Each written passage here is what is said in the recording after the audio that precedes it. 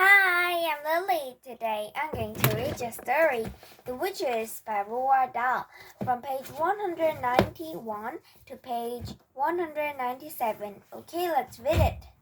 The Heart of a Mouse. It was lovely to be back in Norway once again in my grandmother's fine old house, but now that I was so small, everything looked different and it took me quite a while to find my way around.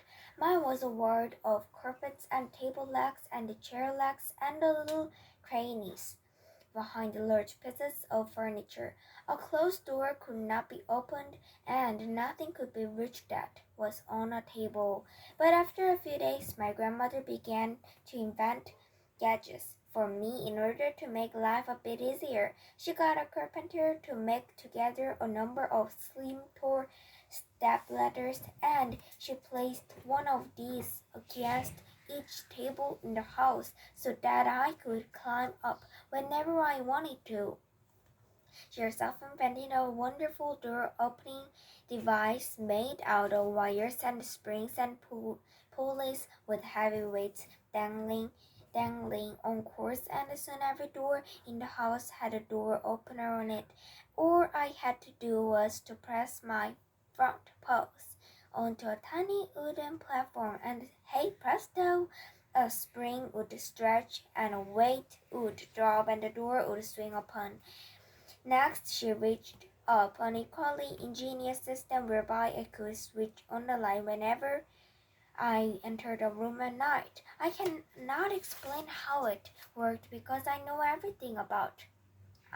know nothing about electricity, but there was a little button that into the floor near the door in every room in the house, and when I pressed the button gently with one paw, the light would come on. When I pressed it a second time, the light would go off again. My grandmother made me a tiny toothbrush using a matchstick for the handle, and into this she struck little bits of blister that she had snipped off one of her hairbrushes. You must not get any holes in your teeth, she said. I can't take a mouse to a dentist. He'd think I was crazy. It's funny, I said, but ever since I became a mouse, I've hated the taste of sweet and chocolate. So I don't think I will get any holes.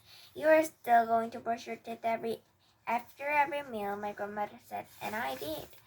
For a bathtub, she gave me a silver sugar basin, and I bathed in it every night before going to bed. She allowed no one else into the house, not even a servant or a cook. We kept entirely to ourselves, and we were very happy in each other's company. One evening, as I lay on my grandmother's lap in front of the fire, she said to me, I wondered what happened to that little Bruno. I wouldn't be surprised if his father gave him the hall porter to drown in the fire bucket, I answered. I'm afraid you may be right, my grandmother said. The poor little thing. We were silent for a few minutes, my grandmother puffing away at her black cigar while I dozed comfortably in the warmth. Can I ask you something, Mama? I said. Ask me anything you like, my darling. How long does a mouse live? Ah, she said, I've been waiting for you to ask me that. There was a silence. She sat that, smoking away and gazing at the fire. Oh, well, I said, how long do we live as us mice? I have been reading about mice, she said. I have been trying to find out everything I can about them. Go on, Grandmama, why don't you tell me? If you really want to know, she said. I'm afraid a mouse doesn't live for a very long time. How long? Well, an ordinary mouse only lives for about 3 years, she said. But you're not an ordinary mouse. You're a mouse person, and that is a very different matter. How different? I asked, how long does a mouse person live, Grandmama? Longer, she said, much longer. How much longer? I asked. A mouse person will only certainly live for 3 times as long as an ordinary mouse, my grandmother said, about 9 years. Good, I cried. That's great. It's the best news I've ever had. Why do you say that? She asked, surprised. Because I would never want to live longer than you, I said. I couldn't stand being looked after by anybody else. There was a short silence. She had a way of founding me, uh, fond, fondling me behind the ears. With the tip of one finger, it felt lovely. How old are you, Grandmama? I asked. I'm 86, she said. Will you live another 8 or 9 years? I might, she said, with a bit of luck.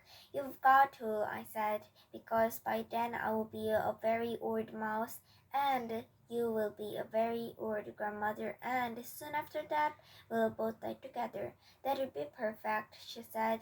I had a little dose after that. I just shut my eyes and thought of nothing and felt as peace with the word. Would you like me to tell you something about yourself that is very interesting? My grandmother said. Yes, please, Grandmama, I said without opening my eyes. I couldn't believe it at first, but apparently it's quite true, she said. What is it? I asked. The heart of a mouse, she said, and that means your heart is beating at the rate of 500 times a minute. Isn't that amazing? That's not possible, I said, opening my eyes wide. Oh, that, that, that a mouse heart is beating at the rate of 500 times a minute. Oh, it came in the Matilda that I read before. Not here. So, it's as true as I'm sitting here, she said. It's a sort of a miracle. That's nearly 9 beats every second, I cried, working it out in my head. Correct, she said. Your heart is going so fast it's impossible to hear the separate bits. All one hears is a soft humming sound. She was wearing a lace dress, and the lace kept tickling my nose. I had to rest my head on my front paws. Have you ever heard my heart humming away, Grandmama? I asked her often. She said, I hear it when you're lying very close to me on the pillow at night. The two of us remained silent in front of the fire for a long time, and after that, thinking about these wonderful things.